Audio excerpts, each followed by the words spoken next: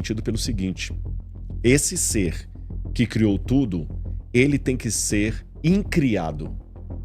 Ele tem que ser a causa primeira. Porque se houve alguém que criou Deus, então Deus não é Deus. Deus é esse que criou ele. E se eu perguntar, tá, e quem criou esse que criou Deus? Você vai voltar ao retrocesso infinito que eu falei que não funciona. A única forma de eu explicar o universo de maneira lógica é que um ser incriado, que não foi produto de nada nem de ninguém, um ser eterno, ele formou todas as coisas, mas ele mesmo não foi formado por nada. Quando a gente pergunta quem criou Deus, esse foi um erro de Dawkins, inclusive, o Stephen Hawking, não Dawkins, Stephen Hawking. Ele perguntou isso uma vez. Se você fala que Deus criou o universo, quem criou Deus? O erro dele é que ele coloca Deus dentro do cosmos. Então, se eu coloco Deus dentro do cosmos, aí faz sentido perguntar quem criou Deus. Só que Deus está fora e anterior ao cosmos. Deus é anterior a tudo que existe. Então, parece paradoxal o que eu vou dizer, mas Deus existe, mas Deus não existe. Como assim, Rodrigo? Lembrando que existir é algo que é extraído de algo, então, nesse sentido, Deus não existe, Deus é. As coisas que existem demandam uma causa. Deus não existe, Deus é. Então ele não demanda uma causa. Deus é a causa de si mesmo. Rodrigo, se Deus representa o bem, como a gente pode ter tanto mal representado hoje na humanidade? Tantas coisas ruins acontecendo. Quando Deus criou o universo, ele criou o universo com leis. Leis animadas e inanimadas. Por exemplo, o universo, embora hoje também se está sendo questionado, ele não é tão previsível como muitos acreditavam na época de Newton. A velocidade da luz não é bem assim como alguns pensam. Mas, de qualquer maneira, ainda posso falar de leis. A física também não jogou todos os livros pela janela. Você tem leis que funcionam como um relógio. Por exemplo, ainda que haja acidentes no percurso, o ciclo menstrual da mulher está lá. Quem engravida é mulher, não é o homem, é a mulher. Existe uma lei da natureza. A criança, a gestação da fêmea humana é 9 meses. Então existem algumas leis. E há leis também que são para seres inteligentes, leis morais. E a partir do momento que Deus cria seres inteligentes, morais e livres, a possibilidade do mal passa a existir. E o que seria a possibilidade do mal? Seria, para dar um exemplo da física, a mesma possibilidade que nós temos de alguns elementos físicos que, na verdade, não existem. Você sabe que, em termos físicos, o frio não existe. O que existe é a ausência de calor. Ausência de calor, exato. Não existe o escuro, existe a ausência de luz. Você não mede a velocidade do escuro. Você mede a velocidade da luz. O escuro não existe. O escuro é a sensação que surge pela ausência da luz. O frio é a sensação que surge pela ausência do calor. O mal é a sensação que surge pela ausência de Deus. E quando esses seres livres, eles resolveram não escolher Deus algumas vezes, Deus então... Aí alguém pode falar, mas Deus não é onipresente, como é que ele se afasta? A influência dele para de existir. E aí você tem a sensação daquilo que é mal. E o universo, de acordo com a Bíblia Sagrada, ele entrou num hiato. Nós temos um hiato. Esse hiato começou com a queda dos nossos ancestrais e esse hiato vai terminar com a restauração de todas as coisas. Enquanto nós estamos nesse hiato de Adão até a segunda vinda de Cristo, até o juízo final, nós experimentamos coisas no mundo que mostram que esse mundo está fora do propósito de Deus. Criança e leucemia não deveriam estar na mesma sentença, mas estão. A terra produz cardos e abrolhos. Se eu olhar apenas para essa realidade, eu falo, Deus é mau, porque Deus deixou isso acontecer. Mas se eu olhar de cima, eu vou compreender que não, que isso aqui é o resultado da quebra da lei de Deus, da quebra do relacionamento com Deus, como o exemplo que eu dei das trevas e também do frio. E Deus veio a esse universo na pessoa de Jesus Cristo, morreu pelos nossos pecados, justamente para colocar um fim nesse ato e redimir aqueles que aceitarem o lado da cruz. Ô, Rodrigo, tu acha que a volta de Jesus está próxima e, se sim, isso vai representar o fim dos tempos? Com certeza. Eu não tenho uma bola de cristal para dizer o dia, a hora e o ano da volta de Jesus. E os que fizeram isso no passado não deram um bom resultado. Vários tentaram marcar a volta de Jesus, mas cometeram um erro básico, porque o próprio Cristo falou no Evangelho. A respeito daquele dia e hora, ninguém sabe. Então, vai ser como um ladrão. Ele até compara como um ladrão. Ninguém sabe quando o ladrão vai assaltar a casa. Chega de repente. Então, a volta de Jesus, ela é um evento que ninguém sabe, nem tem como saber o momento, a não ser Deus Pai. Agora, porém, embora eu não saiba, o dia de Jesus também não nos deixou às cegas. Ele povoou a história futura do seu tempo até a sua volta com profecias e sinais que apontavam a chegada do seu dia. Então, esses sinais têm que ser observados com parcimônia para não cair nem no extremo do histerismo religioso, do fanatismo, nem no outro extremo do negacionismo escatológico. Nada vai acontecer. E dentre esses sinais, eu posso dar alguns para você que me chamam a atenção para essa época. Nós estamos caminhando para uma situação em que o mundo vai estar literalmente globalizado. Um pouco antes de começar o podcast, a gente estava conversando um pouquinho sobre dilúvio. E estava conversando com o pessoal aqui sobre o dilúvio, se for universal, se não for universal e tudo mais. Eu acredito que o dilúvio foi universal. Depois eu posso dar as razões para essa crença. Mas desde o dilúvio, o primeiro evento universal que teve no mundo foi o Covid. Se você considerar o dilúvio um evento universal, não houve nenhum outro evento universal na história depois do dilúvio, a não ser o Covid. Ah, Rodrigo, e a Primeira Guerra Mundial? Não foi universal? O Chile não participou da Primeira Guerra Mundial. Não, vários países não. Nem a Segunda Guerra Mundial. A peste negra da Europa não foi universal. Então, o Covid foi universal. E a partir do Covid para cá, você mexe com questões, inclusive, de investimento, você sabe disso. Hoje, a economia está caminhando para algo literalmente universal. A queda da Bolsa de Valores de Hong Kong pode atrapalhar seus negócios aqui no Brasil sem você nunca ter pisado em Hong Kong. Pode. Hoje, a inteligência artificial está desenhando um mundo literalmente globalizado. E a Bíblia falou que uma das marcas da vinda do anticristo, que antecede a volta de Jesus, é a globalização. Quando ninguém vai poder comprar ou vender, senão aquele que tem a marca da besta e o número do seu nome. A Bíblia fala de uma época em que o mundo vai ser polarizado. Não entre esquerda e direita, não entre crentes e ateus, mas entre aqueles que vão ficar fiéis à lei de Deus e aqueles que vão adequar ao domínio do anticristo. E eu estou vendo, pela primeira vez na história do mundo, esse desenho começando a desenvolver. Hitler não teve nem de perto o poder que nós estamos vendo desenhando hoje na mão de alguns. Nem Napoleão Bonaparte, nem Gengis Khan, nem Júlio César. Agora estamos vendo esse desenho. Eu posso estar equivocado e pode ser que a volta de Jesus não seja agora.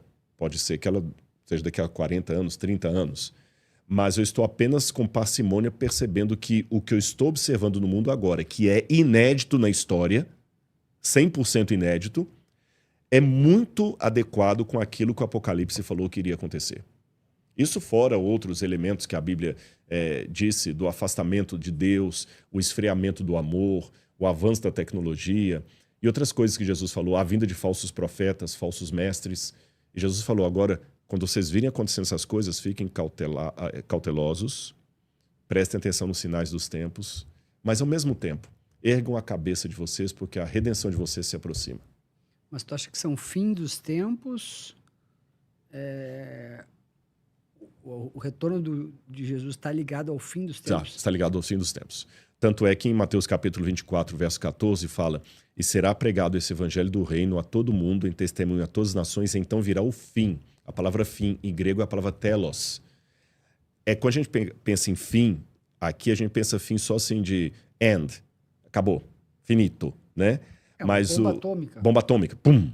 Só que o telos, em grego, ele é um fim, mas não é um fim apenas de pum, é um fim de objetivo. Estamos caminhando para lá. Então, nesse aspecto de telos, até a gente fala telepatia, telegrama, coisas que vêm de um longe e atingem um fim, telescópio, né? Eu observo o que está longe. Então, o fim será, ao mesmo tempo, a volta de Jesus e o fim desse sistema de mundos. Por quê? Quando Jesus voltar, a Bíblia descreve a volta de Jesus com muitos cataclismos acontecendo.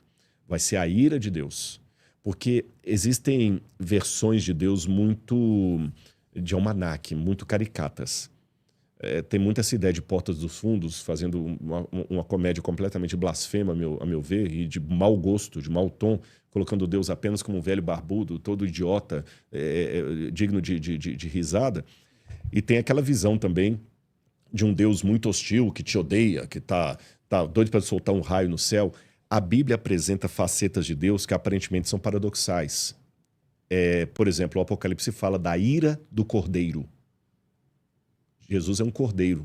João não fala, eis o Cordeiro de Deus que tira o pecado do mundo. Quem é católico ouve isso na missa, toda a missa. Eis o Cordeiro de Deus que tira o pecado do mundo. Mas o mesmo João que escreve isso no Evangelho, no Apocalipse fala a ira do Cordeiro. Então Jesus é um cordeiro, mas é um cordeiro que pode ficar irado. E esse cordeiro que, ao mesmo tempo, estende a mão para a mulher pecadora, o mesmo cordeiro que fala, hoje houve salvação nessa casa, o mesmo cordeiro que chorou na morte de Lázaro, que se compadece de nós, o mesmo cordeiro que está disposto agora a ir aí onde você está, com o problema que você está enfrentando, e te abraçar, e te salvar, e te tirar do buraco, esse mesmo cordeiro está repleto de ira, ou se quiser trocar a palavra por indignação. Ele está com ira contra aquele homem que está nesse momento batendo numa mulher, contra aquele adulto que está adultizando, para usar uma palavra de eufemismo, uma criança, contra aquele terrorista que está tirando vidas inocentes, contra aquele político que está roubando, contra aquele religioso que está usando mal o dinheiro da igreja. Ele está com ira, porque esses não aceitaram o que ele queria dar. Então ele vai vir com ira para destruir. Eu posso contar uma parábola para ilustrar isso? Uma vez no Far West, na época dos cowboys americanos, um rapaz, ele cometeu um crime num bar e matou um homem. E ele foi preso. E quando ele foi preso, todos ali falaram, vamos dar uma chance para esse rapaz, ele errou, ele estava bêbado, não viu o que estava fazendo. Vamos pedir ao governador que o perdoe. O governador podia mandar uma carta para liberar alguém da cadeia. O governador falou, eu quero primeiro saber se esse rapaz realmente quer ser perdoado. Não é se merece o perdão. Se quer ser perdoado. Existe uma diferença entre merecer o perdão e querer ser perdoado. Ninguém merece perdão. Senão não precisava ser perdoado. Quero ver se ele quer ser perdoado. Aquele governador vestiu-se de padre, botou um clergyman, botou uma Bíblia debaixo do braço e dentro da Bíblia a carta do perdão. E chegou lá na cadeia e falou, meu jovem, eu quero trazer o perdão para você. E aquele rapaz começou a gritar, sai daqui, cuspiu no padre, que não era padre, era o governador disfarçado, começou a cuspir, eu não quero você aqui, eu vou mandar você embora, vem aqui, eu vou acabar com você, e começou a pegar as coisas dentro da cadeia. E o governador insistindo, meu amigo, calma, deixa eu abrir o livro para você, tem salvação para você aqui dentro. Não quer saber de Deus e cuspir e tudo mais, eu odeio você e eu mataria ele de novo, não sei o que, tal. O governador foi embora e depois que ele saiu, o carcereiro falou, você é o idiota. Aquele homem que você mandou embora não era só um padre, ele era o governador do estado. E dentro daquela Bíblia que você cuspiu, que você não quis nem pegar, estava a sua carta de perdão. No dia do enforcamento, antes que o cadafalso fosse aberto, deram àquele moribundo a chance de falar as suas últimas palavras. E ele, com as mãos amarradas para trás, a corda no pescoço, olhou para todos e falou assim, eu quero dizer apenas algo para vocês.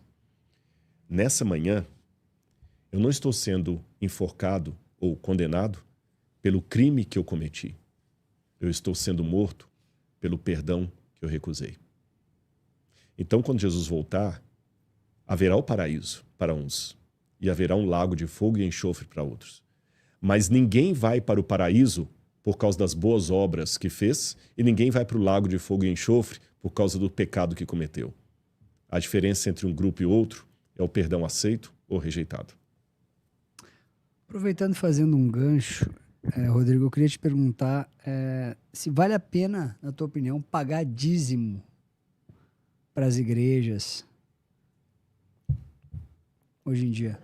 Eu imagino que a sua pergunta advenha de tantos escândalos de líderes religiosos roubando dízimo e tudo mais, e camarada enriquecendo à custa do dinheiro dos irmãos.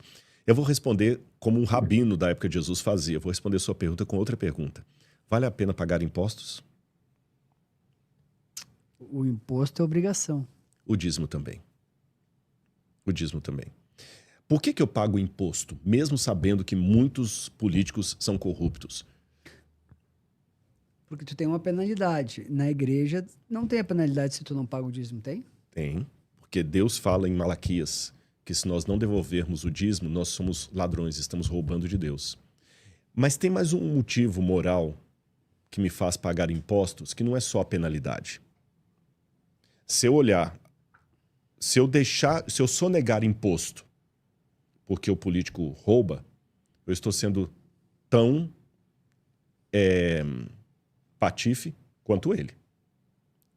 Porque ele pega o dinheiro público, que era para usar no SUS, alguma coisa, e rouba para quê? Para ele ir com o iate, com as amantes dele, fazer um monte de coisa. E assim age o político corrupto, correto? E eu, como cidadão, também deixo de pagar o imposto que deveria ser usado para o bem público para ter mais dinheiro no meu bolso. Eu estou sendo tão corrupto como o político. A diferença é que eu roubei o imposto que eu não devolvi e ele roubou o imposto de 1.000 pessoas que ele pegou para si. Mas, pela lei, nós dois somos corruptos. Além disso, tem uma outra questão. Se eu não pago o meu imposto porque ele é um político corrupto, eu estou me igualando a ele. É a mesma coisa de falar o seguinte, eu vou tentar assediar aquela menina porque ela está com roupa decotada. Isso não justifica. O erro do outro jamais pode justificar o seu erro. Terceiro, em maio, agora nasce a minha filhinha. Eu vou ser pai. E eu quero que ela olhe para mim e veja um homem honesto na casa dela.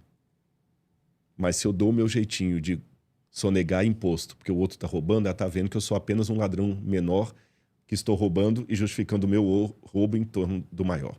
O exemplo que eu dei com os impostos vale para os dízimos. O governo falou que eu tenho que pagar imposto. O governo perguntou para mim se é justo ou se é injusto pagar 27,5% da alíquota. Tem que dar. Deus também falou na Bíblia que eu tenho que devolver, não é nem dar, devolver os 10%. Está na Bíblia, é bíblico isso. A Bíblia não fala, até com o imposto, Jesus falou assim, dai a César o que é de César e a Deus o que é de Deus. Jesus pegou uma moeda, lá no MAB, o museu que eu sou diretor, eu tenho um denário original romano, lá tem várias moedas originais, de César e tem o rosto de Tibério. Jesus falou o seguinte, devemos pagar tributo a César? Perguntaram, pagar imposto? Por isso que eu te fiz a pergunta. Jesus pegou a moeda e falou assim, de quem que é o rosto que está aqui? É de César. Então, dai a César o que é de César e dai a Deus o que é de Deus. Ou seja, imposto devolve para o governo. Jesus não falou assim, dai a César o que é de César se César for honesto. Dai a César o que é de César se César for da direita ou da esquerda. Dai a César o que é de César se ele for do seu partido. Dai a César o que é dele. E dá a Deus o que é dele. Jesus também não falou dá a Deus o que é de Deus só se o sacerdote no templo não for corrupto. E quando Jesus falou isso, o templo de Jerusalém era muito mais corrompido do que qualquer exemplo de corrupção que você me dê numa igreja evangélica hoje. Então, eu devo devolver o dízimo porque é Deus que vai cobrar daquele pastor se ele não está fazendo o que deve fazer com o dízimo. Eu vou aproveitar o gancho e perguntar a tua opinião sobre os pastores ostentação. Ontem eu vi um post do Nicolas Ferreira, proeminente político da direita no Brasil. Mineiro de Belo Horizonte. Acho que é Belo Horizonte, se não me engano. Mineiro. E o Nicolas foi muito duro criticando os pastores ostentação. Eu queria perguntar a tua opinião sobre os pastores ostentação. Olha, veja bem. Eu não devo assumir jamais o critério de juiz das pessoas, porque Jesus falou, com o critério que você julgar, você será julgado também. Contudo, também não posso ficar isentão aqui de não dizer algumas verdades. Eu acho que quando a pessoa tem o dinheiro dele, o salário dele, vindo da igreja, Um pastor ostentar um Patek Philippe, Rolex, ou uma Ferrari, um Lamborghini, é tão de mau tom como um vegano ser dono de um açougue. Não combina. Você pode ser dono de um açougue. Algum crime ser dono de açougue? Não. Mas a partir do momento que você fala que é vegano, não combina com o seu discurso. O pastor, ele é um pastor do rebanho. Se ele quer ser rico, então que ele deixe de ser pastor e vá fazer outra coisa. Vá ser um empresário, um investidor na Bolsa de Valores. E ele pode ser um membro fiel da igreja. Qual o problema? Um dos maiores empresários que a gente conhece a história, William Colgate, era um crente fiel e ele dava até 90% de tudo que ele ganhava, o Colgate, para a igreja. E ele era multimilionário, ou bilionário. Mas Colgate